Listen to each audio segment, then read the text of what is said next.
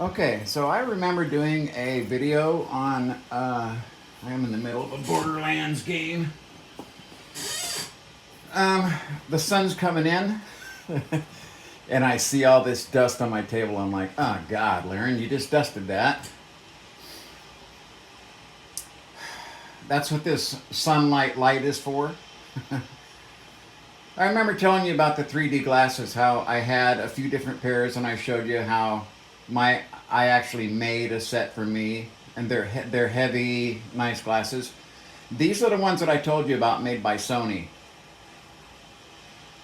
So while I'm dusting, right here, it's literally this far from the ground. I'm dusting, like this, and I hit them, and they fall on the floor, and they fucking broke.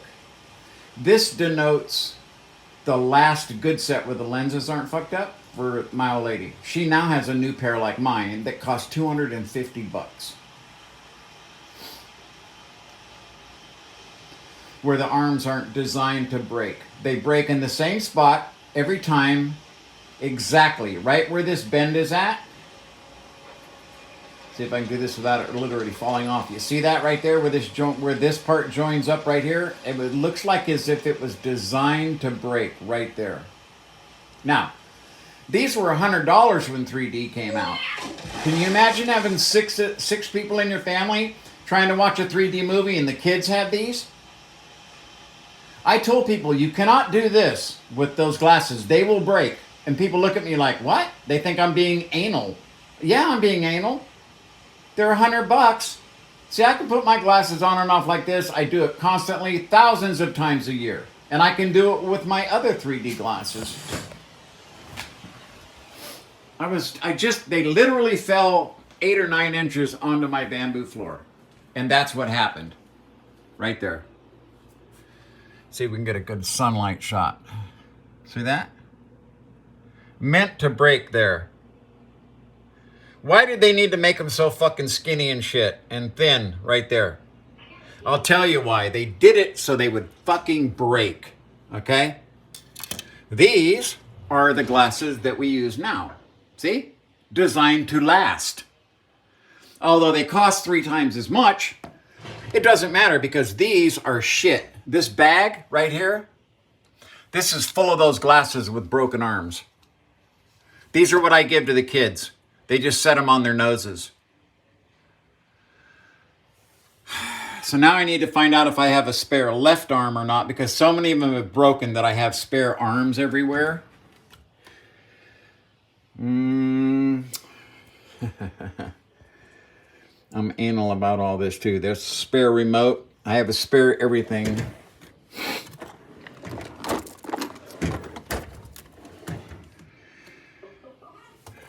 Okay, it is a... Okay, so here's an arm, see?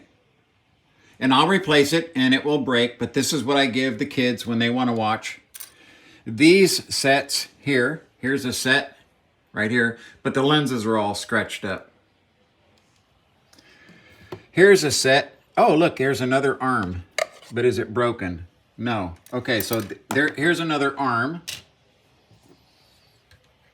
See that? That's how many of these break. You end up with spare parts everywhere. Now the lenses in these are all trashed again. Okay? You can't hardly see through them. I have 3 pairs of these right here. 3 more of these. Okay? These were all $120 for these and $100 for these when I first got the TV. That's when it was new. That's how bad this is. That's why 3D failed, was because of Sony's bullshit and Panasonic's bullshit. And, you know, everyone else who made 3D TVs thought they could just, oh, it's a new fad and we're going to just milk these guys. These are Samsung, not Sony. Excuse me. These are Samsung.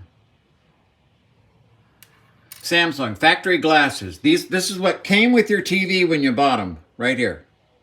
They take the little button battery in the back, which I like.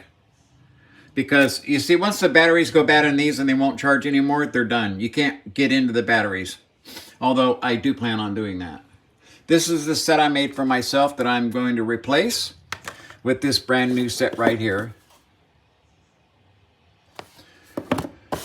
So yeah, this is why. This is one of the reasons. I told you how easy they broke. I guess people didn't believe me. This was the last really, really, really good set besides a new one. That's why it's got the tape to denote that this was Katie's. She didn't like these at first because they were too heavy, but now she's getting used to them and she likes them better because the field of view is wider. See how that's already got a see how it's already got kind of a, that's just because I touched them one time on the lens. These are perfect. So what I'll do is these will get, I'll pull arms off of the other glasses to make a good set out of these, but they're not going to last. They're not going to last. I know what I'm going to do when the last arms are broken. I know what I'm going to do. I'm going to make my own arms because they're sturdy here. And so I'll be Sugruing or heat shrink tubing arms onto this using shrink tube so that they can't break here. I'll put a shrink tube, then I'll put another shrink tube, and then another shrink tube. That's what I've decided to do with all of them. This is what killed 3D. It was just plain greed. That's what it was. It was just greed. Too much for the glasses. Now they're so hard to find. They're just stupidly expensive for the reactive. The passive ones, the lenses are different. The material in the lens is different. It's harder. Can you imagine if your phone, if you just went like this one time and like that it scratched and stayed there?